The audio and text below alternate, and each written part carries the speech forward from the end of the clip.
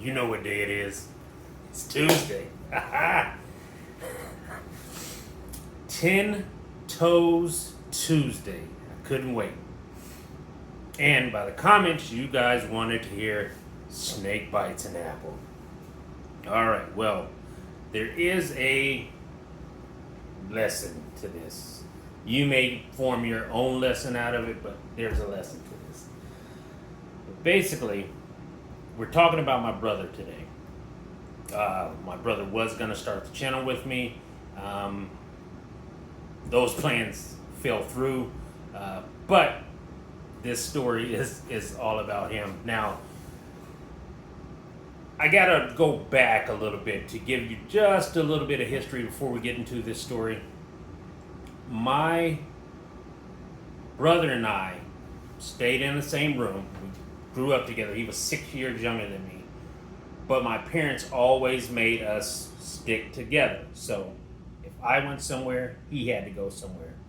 If I got in trouble, 9 times out of 10, he may not have gotten in trouble, but he was with me. So it worked out. We were roommates, things like that. So when you live together and you're in the same room together, you see things like you shower. It's not always as private as you would like it to be, if you know what I'm saying. So sometimes you step out, sometimes you're in there and it's two boys. You're like, look, man, I'm not, we're brothers. I'm not like that. Just go in and put your clothes on, lotion up, whatever you have to do. And we were just comfortable with each other. We'd sit in a room, not talk for hours, like I've said before. And then we would, conversate, probably be thinking about the same things. So we were kind of twins like that in a way. And that was even when we were separated and had marriages and things. But my brother, he also couldn't see. He had really bad eyesight. And because of that, he would get made fun of sometimes. You know how kids are, especially kids, Gen Xers, we know. It's no sensitivity. But we always had to stick together. Anyway, with him not being able to see very well and some of the other things that came with us growing up, God decided, God makes you, and he doesn't make anything imperfect. And so God said, all right, I got to hand this stuff out to Big Unc. And when I was born, so he said, I think he's a tither, but he's not going to give any offering. So we're going to make him a little bit shorter. He's not going to have as much humor as the brother. We'll give him some attributes. Now, when he was handing out members down here, he was like, okay, so since he's just a tither, I'm going to give him this. We're going to make it good proportion. It's going to be good, but I don't think I'm going out. But a few years from now, his brother is going to come along, and I don't think I'm going to give him good eyesight. But what I will give him is I'll give him a sense of humor, and I'll put a little extra dough when I'm forming that clay. I'll put a little extra dough down there to help him out with what he's going to not be able to do with his sight. So I'll help him out because everybody has talents. But God also said he's going to tithe and he's going to give offerings. So I'm like, well, I could have gave offerings if you had gave me a little more. You could have gave me a little more. I could have put in some offerings in the offering plate too, and not just tithe. But since my brother tithed and offering, he gave him a little more. But it came a time when I was married and my marriage ended. It just didn't work out. And we'll probably get into that later. but it didn't work out.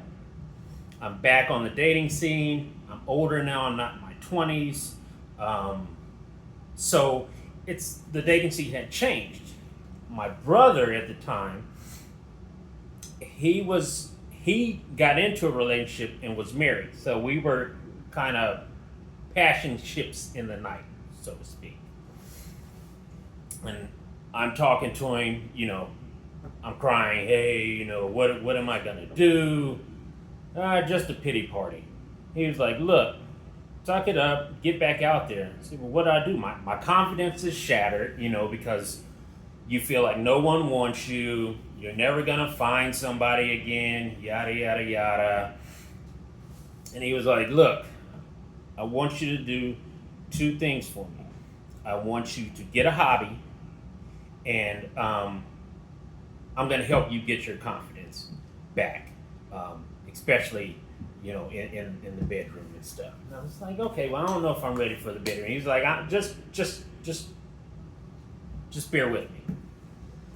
So what I ended up doing was, when I got a divorce, I got this we went down to this buy here, pay here place. I couldn't afford much.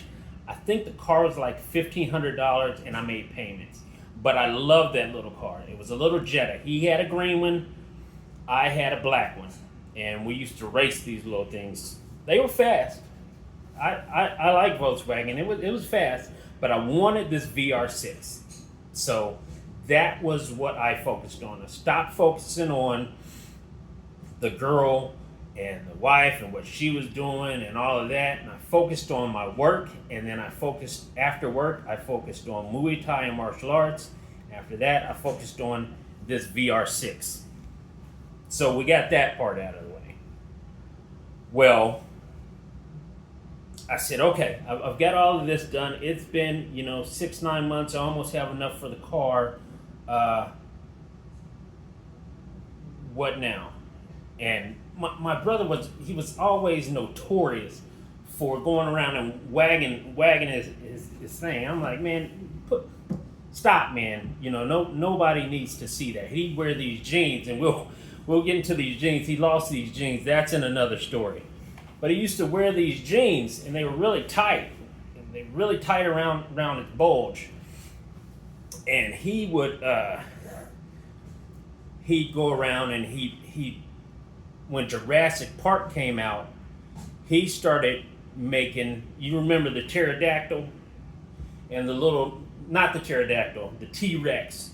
So he was calling his stuff Cockosaurus Rex. Yeah. And he'd make the dinosaur noise and stuff too. He'd grab and make I'm not going to make the noise, but you can get the picture. If you hear that dinosaur noise from now on, you're going to see my brother grabbing his stuff, just calling itself the Cockosaurus Rex. But I said, I'm still not convinced. He said, all right. He said, when I was single, this is what I used to do. He went on a lot of dates, and he was like, remember what I told you? I said, yeah, I remember. I said, that doesn't work. He said, yes, it does. Well, what he would do is he would get somebody on a first date, and they're having a good time. They probably go for drinks, things like that. And at the end of the night, he said, I sit in my car, and we're talking, and she's laughing because he was funny. He was like, I'm an ugly male, and I can't see. I got to have something. God blessed me with this, and he blessed me with humor, so I'm going to use it to the best of my ability. What he ended up doing was he'd get these girls in the car, and he'd get them to talking and ask them, hey, look over here. And when they looked over there, he'd pull the thing out, and he'd start swinging it. I said, man, there ain't no way in hell I'm doing that. I am not pulling my stuff out on no date and swinging around, flapping it. He was like, it works. He was like, it works. I said, man, that doesn't work. He said, look, you got a 50-50 shot. He was like, and I, it works. 70% of the time it works. I said, man, you gotta be kidding me. Well, one night we did go to a bar.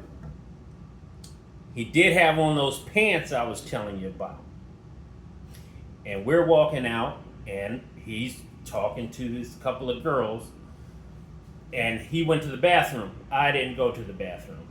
So the girls he was talking to came up to me and said, "Oh, that's your brother. He's so funny, yada yada." I said, "Yeah, that's my brother. I love him. Yeah, he is funny." She said, "But oh my God, those pants." I heard her whisper to the other girl. She was like, "Did you see those jeans?" She's like, "Oh." She's like, "It looks like a snake biting an apple in there." I feel her laughing. We all started laughing. And so I left them alone. I finished my drink, and I left. I don't know what else happened. But then I had to look at it, and yeah, it did look like a snake biting an apple. So he was proud of that, but that's how he got the girls. He was like, "Just try it. It'll get your confidence back." So did I try it? Yeah, I tried it. I tried it. I was single. Wasn't married. Had no girlfriend. I tried it. It works. It works, but that's not what I did. I like to cook, and so what I would do is I cook dessert, everything, and then I get butt naked in the kitchen. It works.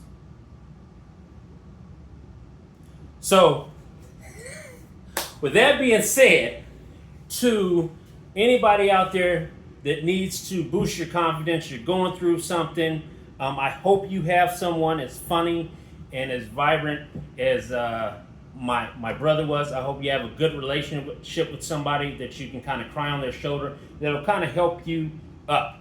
My brother was always a solid individual,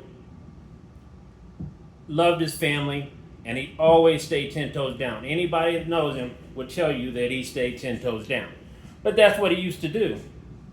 He used to pull his stuff out. He was notorious for this. But the lesson is not so much pulling your stuff out or anything like that. What the lesson really is don't squander the gifts that you have. You have a talent. You may not be tall. You may not look like the movie star. You may not have everything in life that you want. But use those talents and find out from the people who love you how to get your mojo back if you've lost it. And he helped me. So with that being said, I hope that 10 Toes Tuesday, I hope you at least got a laugh out of it. If not, laugh at me. Laugh with me, but laugh. But I digress. So coming up tomorrow, I'm still not sure. What's tomorrow? Wednesday? I'm not sure. Field hockey is coming up, so it will be a video in the car while I'm headed down there. This is day, 19 or 20? I mean, we're getting closer. So, all my subscribers, thank you from the bottom of my heart. I really appreciate that. Again, we started from, and we can only go up from here. To all the ones who comment, thank you very much. To everybody who likes, thank you very much. If you did like this video and you happen to see it, whether it's now or a year from now, 2 years, hit the little thumbs up button.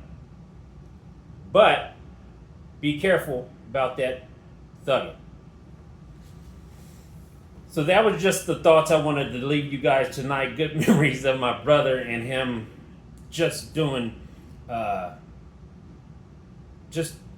being him, doing a little nasty stuff. So with that, I'll leave you guys. I hope you have a good evening.